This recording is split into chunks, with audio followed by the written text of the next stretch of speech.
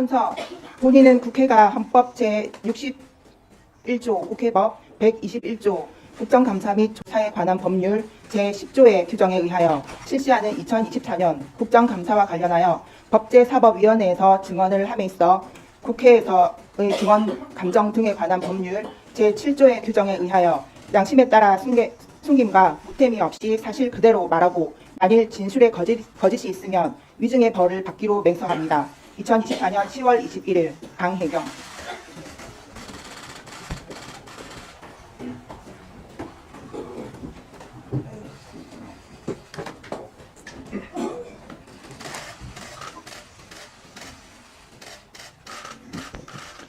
증인은 자리에 앉으시기 바랍니다.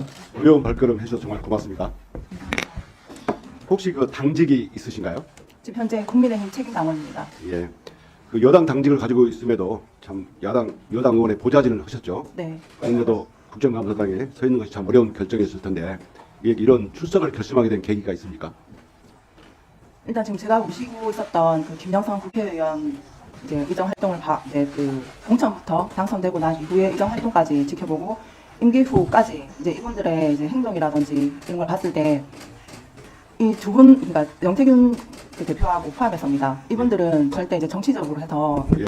이제 발을 들이면 안 될 것 같고 하시는 말마다 너무 거짓말들을 너무 많이 하고 계셔가지고 진실을 밝히기 위해서 여기 국정감사까지 출석하게 됐습니다. 예, 감사합니다. 그러면 구체적인 질문 여쭤보겠습니다. 누구의 소개로 알게 됐던 간에 김건희와 명태균이 특별히 가까워진 계기가 있었을 텐데요. 제보에 따르면 2021년경에 김건희와 김태균이 서로 처음 만난 장소가 서초동의 한 갈비집이라고 합니다. 들으셨습니까? 네, 들었습니다. 그날 두 사람이 나눈 대화를 아십니까? 들어서 알고 있습니다. 무슨 내용인가요? 일단 김건희 여사가 이제 명태균 대표를 봤을 때 조상의 공덕으로 이제 태어난 자손이다라고 얘기를 하면서 이제 첫 대면을 했다라고 들었습니다. 예. 그때 명태균은 김건희와 친분을 주변에 자랑하면서 종종 장님무사, 안전배기 주술사라는 얘기를 많이 했다고 합니다. 네네. 저희 혹시 장님무사, 주술배기 주술사라는 말을 들은 적 있습니까? 네, 들었습니다. 무슨 뜻인가요? 이제 윤석열 대통령 같은 경우는 이제 장님, 이제 그 장님이지만은 칼을 잘 휘두르기 때문에 장님의 무사라고 했고, 그 김건희 여사 같은 경우는 밖으로 나가면 안 되는 주술사, 이제 예지력이라든지 이런 이제 주술 능력은 있지만 밖으로 나가면 안 된다 해서 그 장님의 어깨에 올라타서 이제 주술을 부리라는 그런 의미로 명태균 대표가 김건희 여사한테 얘기를 한 걸로 알고 있습니다. 그러면 명태균 씨가 그럼 김건희와 관계 사이에 이런 무쇠에 관한 공감대를 많이 쓰던 걸로 보입니다. 맞습니까? 네, 그렇습니다. 2021년 6월경에 윤석열 전 총장은 북킴에 입당해서 대선 출마에 뛰어들죠. 네. 그때 이동훈 전 조선일보 논설위원이 조선일보 대변인으로 임명되었고 그 이동훈 대변인이 특별한 이유 없이 7일 만에 돌연 사퇴합니다. 그때 정치권에서는 해석이 분분했는데요. 그 제보에 따르면 명태균이 김건희에게 이동훈과 윤석열의 기운이 서로 상충한다, 좋지 않은 인사다라고 조언한 후에 갑자기 경질됐다고 합니다. 이런 말씀 들어본 적 있습니까? 네, 들어서 알고 있습니다. 누구한테 들었습니까? 명태균 대표한테서 들었습니다. 그때 명태균 씨가 했던 얘기도 구체적으로 이런 내용입니까? 네, 구체적으로 그러니까 이게 대립되는 부분이라 아마 많이 부딪힐 거다라고 김건희 여사한테 얘기를 했고 김건희 여사가 그 얘기를 듣고 바로 이제 사퇴를 하게끔 만들었다 하시더라고요. 예. 윤석열 용산 대통령이 취임한 당선된 후에 김건희가 명태균에게 인수위 구성원의 관상을 봐달라는 제보가 있었는데 충분히 가능한 일인가요? 만약에 명태균 대표가 그렇게 선택을 했다 하면 가능하지 않았을까요? 이런 제보를 받았다는 얘기는 들었습니까? 네네. 명태균 씨한테 들었습니까? 네네. 예. 2020년 7월에 그 윤석열 전 총장이 정계에 입문한 지 며칠 되지 않아서 윤석열의 장모 최은순 씨가 요양동 불법 운영으로 법정수되죠. 네네.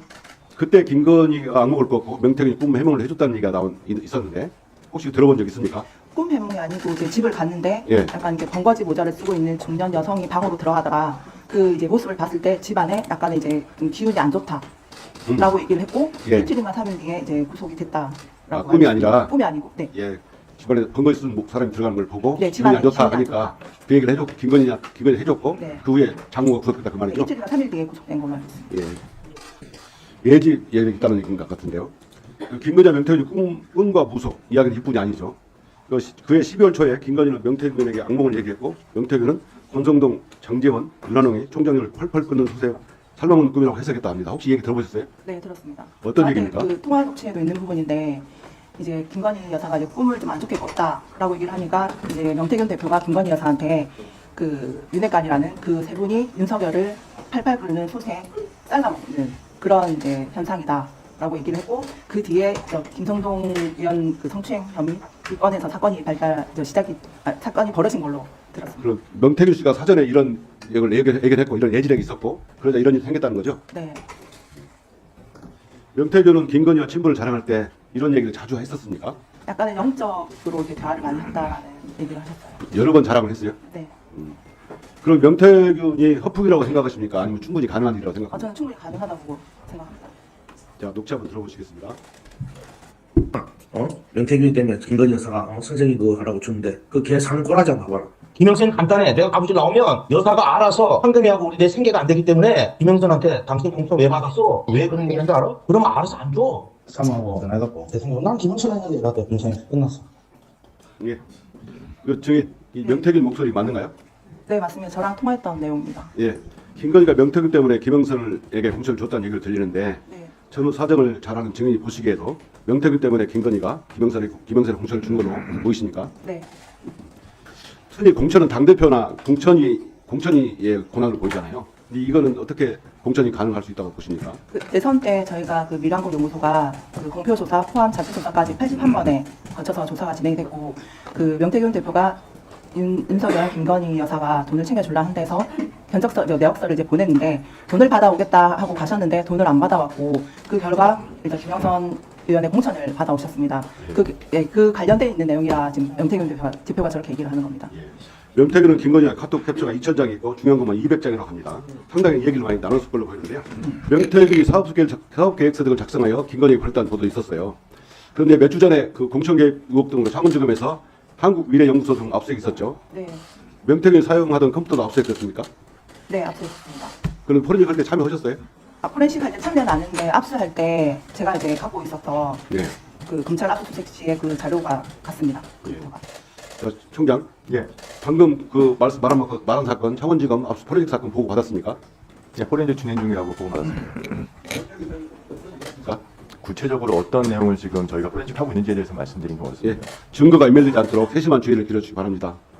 이 사건은 그 김건희의 공천계획과 명태균의 국정농단, 국민을 기망하는 행위이자 민주주의를 조먹는 행위라고 생각합니다.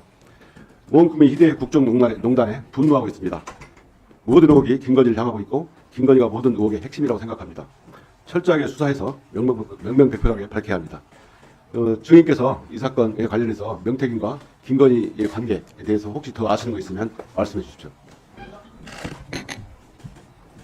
일단 지금 그 제가 녹취록을 몇 개를 해서 일단 지금 그 제공을 했던 부분들이 있는데, 그 녹취 내용을 이제 확인을 하시면 일단 김건희라든지 그 명태균의 사이를 정확히 더 아실 것 같습니다. 근데 지금 이제 언론 쪽에서는 그 김건희 여사의 뭐 육성을 가지고 있다 안 가지고 있다를 엄청 이제 중요시를 하던데, 그 녹취는 명태균 대표가 갖고 있을 거고 저는 그 김건희 그 육성은 가지고 있지는 않습니다. 근데 명태균 대표가 김건희랑 이렇게 뭐 일을 했다라는 얘기를 저한테 수시로 해왔기 때문에 저는 그 공천이 관련해서는 김건희 여사가 힘을 작용했다라고 저는 보고 있습니다. 네, 김건희 여사 녹취록은 내가 갖고 있지는 않은데 명태균 대표가 갖고는 있을 거다. 네. 이렇게 말씀하셨죠? 네네. 그런 이유는 무엇인가요? 그 육성을 많이 스피커로 해서 들려줬습니다. 김건희 여사. 김건희 여사 음성을 네. 스피커폰으로 강혜경 증인 있는 데서 들은 적 있습니까? 네. 그래서 같이 들은 적 있습니까? 네, 그 중에 하나가 오빠 전화 왔죠, 잘 될 거예요라는 그 내용을 저는 들었는데. 다시 한번 얘기해서 오빠 뭐라고요? 오빠 전화 왔죠, 잘 될 거예요. 제일 처음에 이제 이 내용이 나왔던 건데 지금 그 녹취는 저한테 없습니다. 제가 여러 번 들었던 내용인데 지금 명태균 대표는. 그러면 네, 그 오빠는 누구를 지칭한다고 생각하십니까? 저는 윤석열 대통령 지칭을 한다고 생각합니다. 네, 알겠습니다.